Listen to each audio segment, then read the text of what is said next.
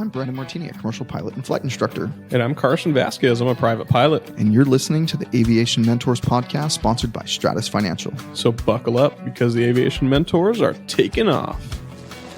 Welcome back to another fantastic and amazing episode of Aviation Mentors podcast. Thank you guys for joining us today.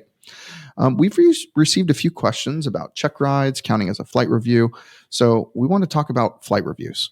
And I know we kind of addressed the check ride thing a few episodes ago, but a flight review is something that a lot of people forget all about, because if you're just doing flight training, you're going to be getting new ratings, or you're going to be getting kind of flight reviews with line checkmen and things like that at the airlines when you eventually get there. But if you're just a private pilot or an instrument rated pilot, or even a commercial pilot that doesn't fly for hire, really, you're not going to be doing as many check rides or check flights with people of authority.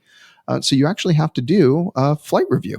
Nowadays, the FAA calls them flight reviews, but when I first started, they called them biannual flight reviews, or BFRs. And the reason why they are BFRs, or biannual flight reviews, and now just flight reviews, because you need to do them every 2 years. That will come up on your check ride, by the way. They'll say, how often do you need to get a flight review? Or they'll say, what does it take to be current? I know that's my favorite one. Whenever I'm doing end of course exams, I say, what else do you need to be current? And I will continue to ask until they figure out that they need a flight review to be current, because everyone forgets about it because they haven't done one yet. So make sure you know that you do need to do a flight review. By the way, you don't have to do a flight review every 2 years. That's what you mandatory have to do, just like you only have to do 3 takeoffs and landings, right? To stay current. But you do not have to do just flight review every 2 years. I actually like to do flight reviews once a year. I do an IPC and a flight review usually once a year for myself. I go up with an instructor, and I want them to quiz me and put me through the ringer.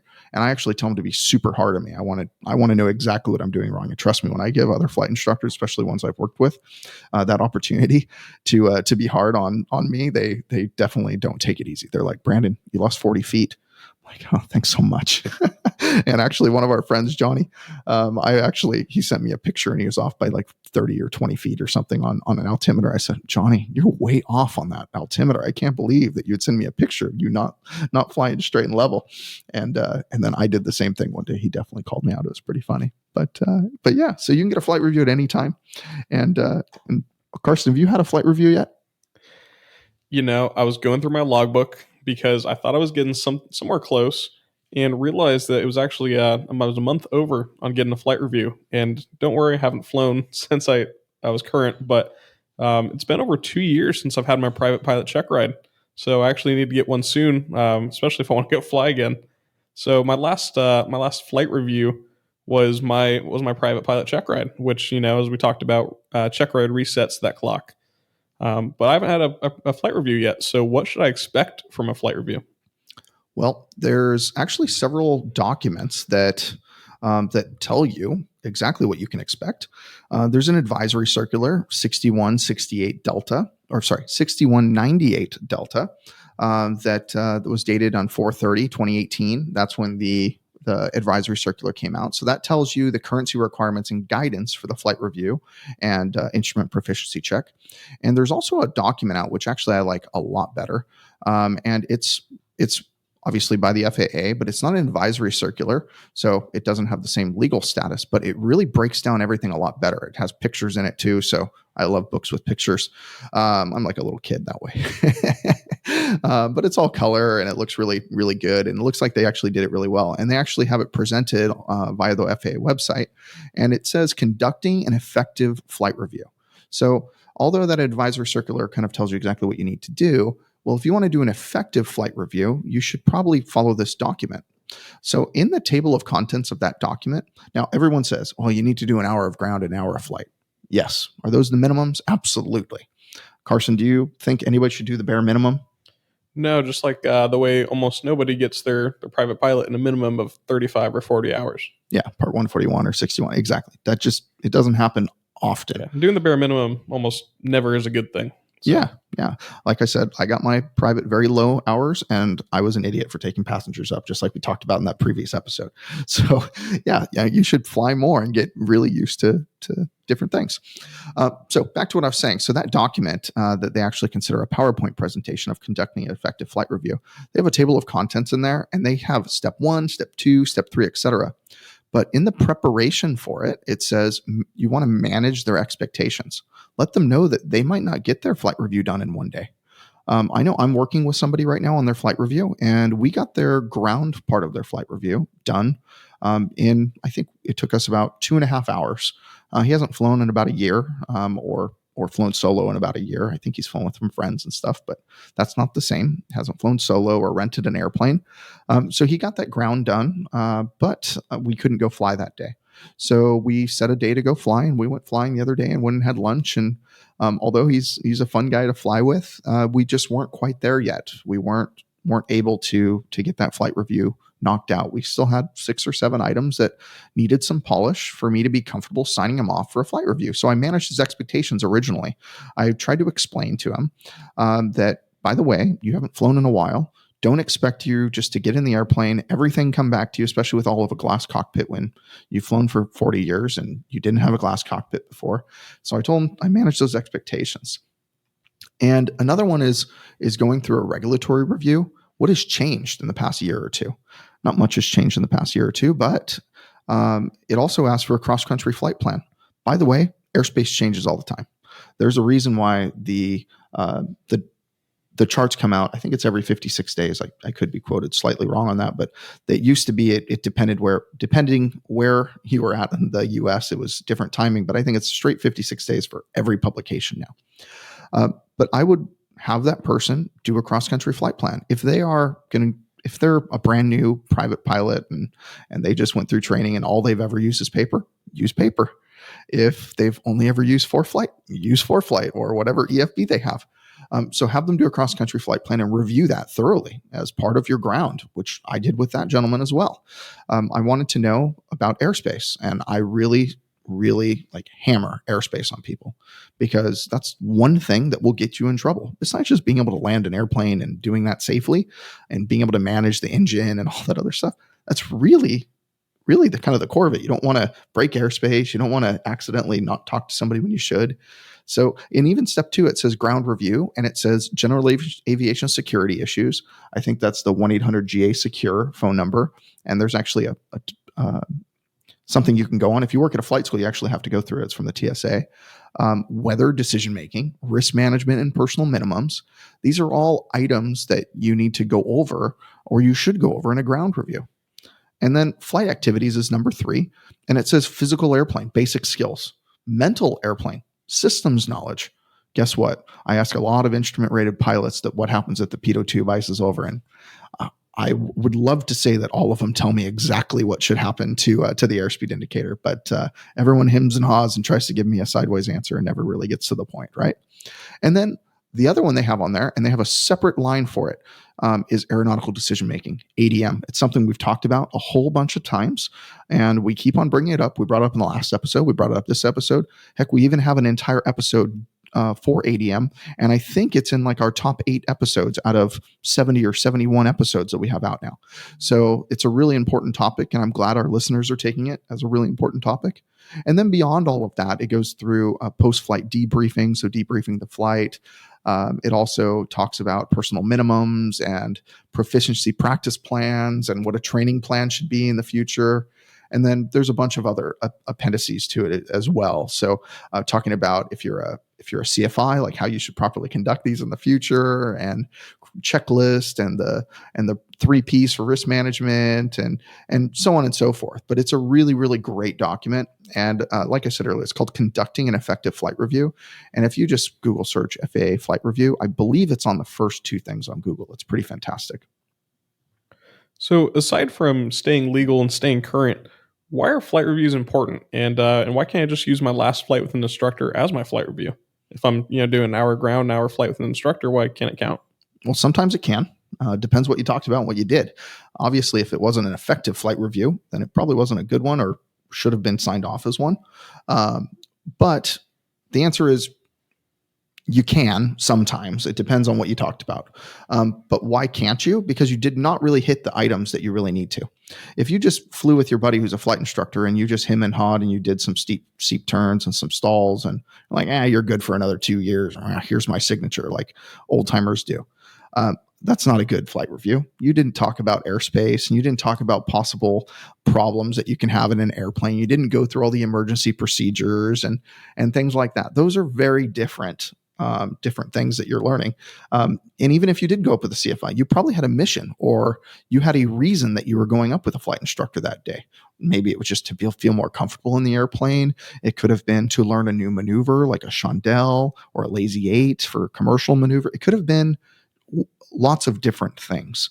And it probably wasn't an effective flight review. That would be my answer. Got it. And back to why are they important? Why are they important? Because they're going to make you a better pilot, and it makes you legal. You got to do it. So there's a big reason why it's important. If you don't do it, you won't have a certificate very much longer. FAA is going to pull that from you. And just by the way, are flight reviews reported to the FAA, or is it kind of on your system until you get ramp checked? Honor system, and probably not even honor system until ramp checked. It's probably honor system until you get in trouble and they ask for copies of your logbooks. To be honest, I do know of some flight instructors and some pilots who have had to not surrender their logbooks, but give copies of their logbooks to the FAA. And by the way, if that happens to you, I highly suggest you go get an attorney. If the FAA just wants to have a phone call with you after you screwed up with something, that's one thing. Call the FAA and own your mistake and fix it and apologize and go from there. Now, if they start asking for a whole lot of documentation on what you did wrong, go get an attorney so you don't lose your certificate forever, or for 30, 60, or 90 days. I mean, those are all bad things. But yes, if that's the only way the FAA is going to know if you. Yeah, it's like a traffic stop versus a search warrant. Yeah, pretty much. Exactly. I mean, you can drive around in your car all day long without a driver's license. Is it legal? No, it's not legal. Would you get caught? No, not until you get pulled over. So it's the same thing. So you always have your driver's license on you, obviously, because you don't want to be doing illegal things. And you're always going to have that flight review done because you want to stay safe, current, and you want to stay legal, of course. Exactly. That's why I'm happy admitting that I don't have a flight review yet, but I also haven't flown because I'm going to go get it done. It's just part of being a responsible pilot, and it keeps everybody safe. But as a CFI, I'm pretty sure that you don't do the same flight review for an airline pilot as you would a private pilot, right? No, but before we get to that point, since Carson doesn't have his BFR done yet, or flight review as the FAA now calls it, I'm guessing I'm going to have to go fly with him. That's going to be absolutely miserable. Not for me, for him. Yeah, I was about to say, I was like, you should enjoy flying with me, getting to spend that quality time with me. But if I remember anything from my stage check with you, my end of course stage check, it was going to be a miserable flight for me. Well, just make sure you're not staying up studying all night long and getting up at 4 a.m. to do the flight with me. Hey, I still passed that stage review. You did. I put him through the ringer on that day too. That was great. So, but as you said, do you do the same flight review for an airline pilot as a private pilot? Well, it depends. Does that airline pilot fly general aviation airplanes all the time? Do they fly low flying? Do they go do aerobatics? Do they go fly tail wheel? What type of flying do they do? And the real question is, you want to ask that person what kind of flying they do. If somebody just flies around the pattern, and that's all they do, they fly around the pattern and they go over to the practice area and they come back to the airport and they do 30-minute flights, and that's what they do. They don't do anything else. Do you think I'm going to spend hours and hours and hours on cross-country planning with them? Probably not. I'm going to touch base on it, obviously. I want to conduct an effective flight review, as the FAA says it. But I'm going to be doing different things with them. Also, in that advisory circular, it explains to you that you should really focus it on what type of pilot they are and what type of piloting they're doing.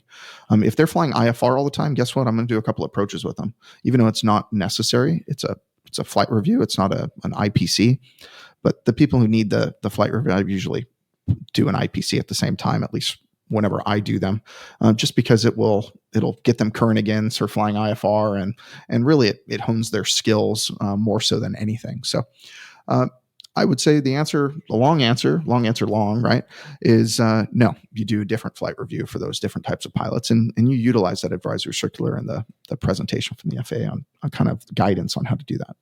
And I'm sure your answer is going to be something similar to this, but what should I do to prepare for a flight review? Not just a flight review with you, which I know is going to be hard, but a flight review. I'm a weekend flyer. I'm a private pilot, and if I have my ATP, am I going to prepare the same way? The same information? I mean, It really, like I said before, it really depends on what type of flying you're doing. But for you in particular, Carson, you're a private pilot. You don't quite have your instrument rating yet, even though I think you have all the I know requirements you done. give me so much flack for it. Thanks. Yeah. Well, you can give me the same slack for not having my ATP done or my ATP written done. I've got that all ready to go, and I just need to go do it. So I know the feeling. And but by the way, when I finally schedule that check ride and I go get my written done for that ATP, you better be like on my tail with that instrument rating. You got to get close. I have to. I know you're not going to give me a choice. Otherwise, you're going to rub it in my face in the intro forever. 100%. I can't wait to say ATP rated pilot, and Carson's just, I'm still a private pilot. So I would say for somebody like you, Carson, who's a private pilot and kind of a weekend flyer, once a month flyer, I know sometimes you fly more than that, but I mean, in general, it's more like a 30 hour a year pilot, right? And that's actually kind of the general population. If you're a private pilot or just a casual instrument rated pilot, everyone's goal is fly 100 hours a year, but most people only fly 20 or 30. I know Rich at Kavus told me how many hours some of these airplanes come in annual after annual, and some of them come in with a couple hundred hours, which are pretty awesome, but most of them come in with 10, 20, 30, maybe 50 hours on them. So that means the pilots of these airplanes are flying the same amount, right? So I would say to prepare for that flight review, go ahead and read up on airspace. That's a big one. At least that's one of my biggest ones. Especially in Southern California. Yeah, especially Southern California. Or if you're in an area with a lot of restricted airspace, like Nevada or Arizona's got a lot of MOAs, read about those MOAs, read about the airspace, read about what type of traffic comes in and out of your airport. I would review the charts on your airport, review the chart diagrams. I know our home airport, Riverside, KRAL, they put in just outside of the taxiway, which actually I don't know if it's published yet. I got to find out. But they've got a run-up area now that may or may not be published, but they've got a run-up area that people don't know how to use. I actually had to show somebody actually on that BFR the other day how to use that run-up area properly and when to use ground and when to use tower, like when to talk to each one of them, because it's kind of in a weird place. So those are also things that you would add to a flight review, which I actually did that I didn't mention earlier, but it's those little things. So try to look up your airport. The person who I was flying with, they had like a notepad where they wrote down all the frequencies, and they didn't look at a current chart. And guess what? They didn't have the current frequencies. The ground frequency at Riverside changed 6 or 9 months ago or something. And he still had the old frequency written down. And if he would have had that in the air or flying by himself, he wouldn't have talked to the right person. And wouldn't have gotten anywhere. Yeah, you're right. It would have been like something's wrong with the airplane, right? No, he wouldn't have got anywhere. He wouldn't have been able to taxi or anything like that. So it would have actually caused him possibly to cancel a flight or all sorts of things. So look at the regulations. I would say look at Part 91 and 61 or whatever the regulation that you work under. I would also review some of the AIM. If you're going to a lot of FBOs, there's a lot of like hand signals that people do when you're taxiing your airplane. You need to know what those marshalers are saying. Are they saying turn right or turn left? Are they saying stop or keep coming? Those hand signals are in the AIM if you didn't know. The AIM is actually probably one of the, I know side topic, but the AIM is probably one of my favorite kind of documents that the FAA has put out there because it gives you so much information. If you look through the AIM, I mean, you can learn a whole lot from the AIM. I've read it twice, actually. One of them in preparation for my CFI and then one after I became a CFI, just to kind of know what everything was. But I wouldn't say you have to go read the whole AIM or read the whole FAR AIM like I have. But I would say go touch base on kind of the regulations and things like that. There's some interesting like tips and tricks in the AIM as well. But we should probably cover the FAR AIM in a whole other episode. I fully agree. The FAR AIM is a huge book, as all of you who are pilots or soon to be pilots have seen. I don't know, it's like 2 or 3 inches wide. So imagine reading the whole thing. And that book only has how many sections out of at least 135 that I know of. But when you go to take a flight review, are they pass and fail, or is there something in between? There's no such thing as a fail on a flight review. There's just we didn't finish. So once you quote unquote pass your flight review, it's not really a pass or fail. I mean, that's really kind of the wrong way to say it. There's no failing a flight review. It is not a pass or fail type of thing. It is, did we finish our flight review? And the answer is, for the other day for me was no. We did not finish our flight review. We have we're just continuing it. The flight review will be continued until it's completed. So you can complete a flight review and you can get the kind of endorsement for that, or you can just not finish the flight review and you just have to continue working on it. So that's really the difference between pass and fail. Yeah, if you don't pass, you can be told you need more instruction, like I've talked about, just like the gentleman who I flew with the other day. Yeah, if you don't finish your flight review and you're told you need more instruction, it does mean that you can't act as PIC until you have your instructor sign off. So if you want to go fly, make sure you go fly with either a flight instructor or you fly with another friend who's acting as PIC in that airplane. You have to make sure that that you're staying legal and, of course, you're staying safe. Staying safe is more important than being legal, but it is a close tie. I want you to do both, and you shouldn't sacrifice either. So make sure you guys are being safe and legal. And for the pilots who are unlucky, or maybe even lucky, enough to not have Brandon Martini as their instructor, where should they go to find a flight instructor to do their flight review? Because a lot of these people, they got their license from their school and moved on or moved somewhere else or just haven't flown in 2 years.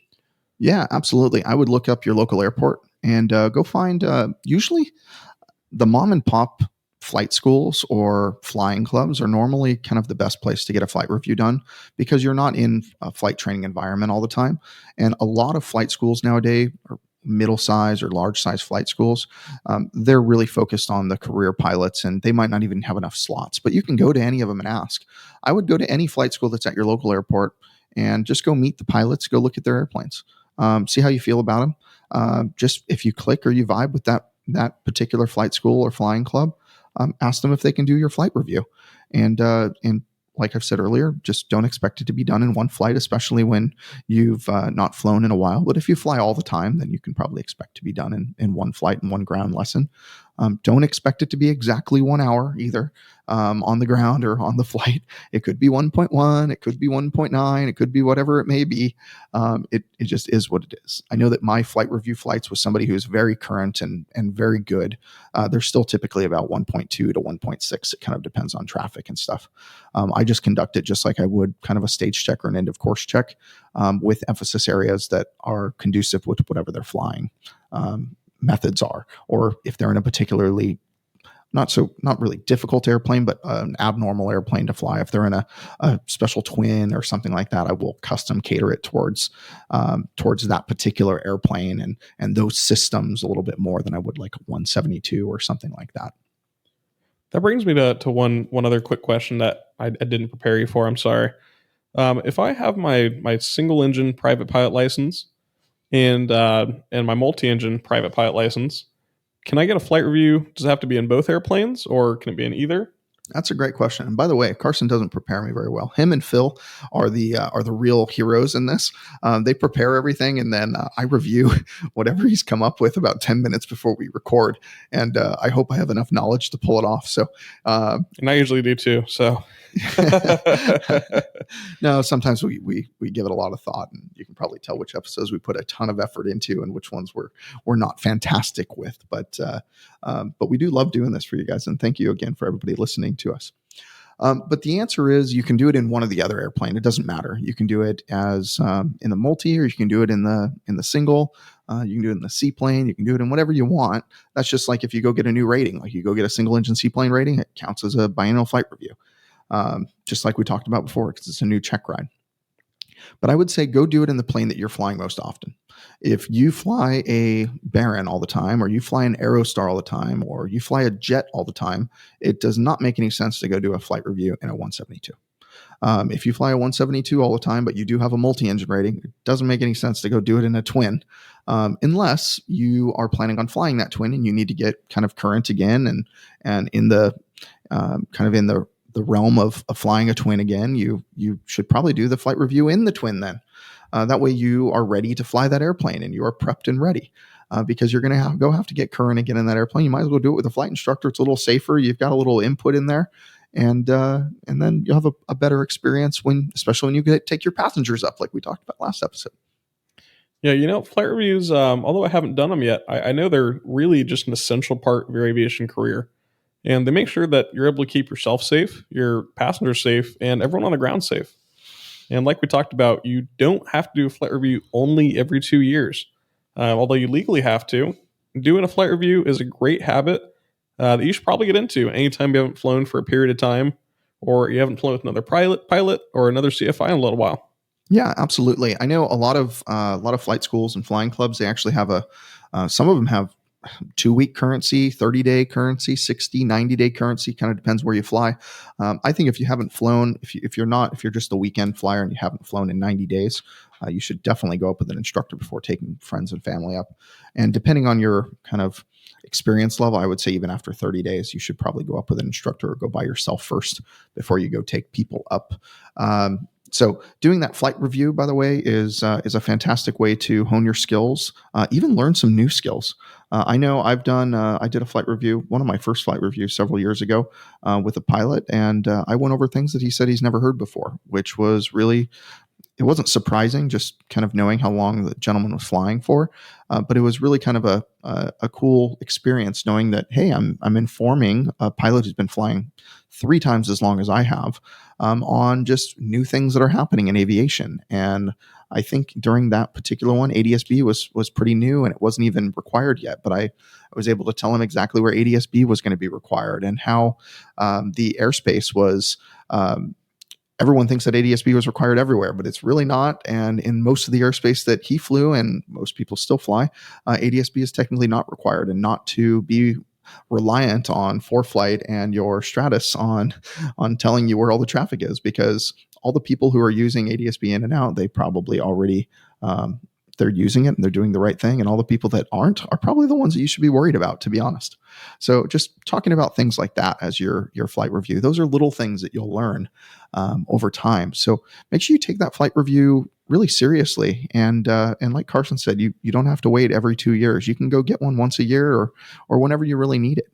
So I would highly suggest, if you haven't had a flight review in a while or it's been a little close, go check your logbook. Make sure you're not like Carson and missing out on needing to get that flight review done. So Hey, at least I wasn't flying without a flight review.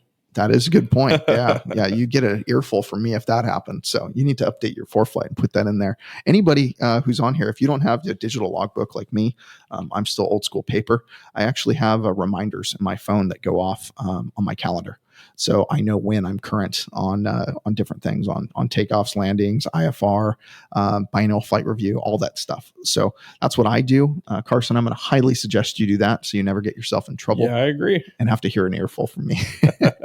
So thanks again, Carson, for coming up with this great idea today. And thanks, Phil, again for putting this episode together and making sure it's a success for us. So as always, if you'd like to reach out to either one of us, you can reach us via emails preferred, Brandon@aviationmentors.com, or you can reach Carson at aviationmentors.com. And as a wrap up for the day, remember, we're here to guide you in your aviation journey, so fly safe and enjoy the ride. See ya.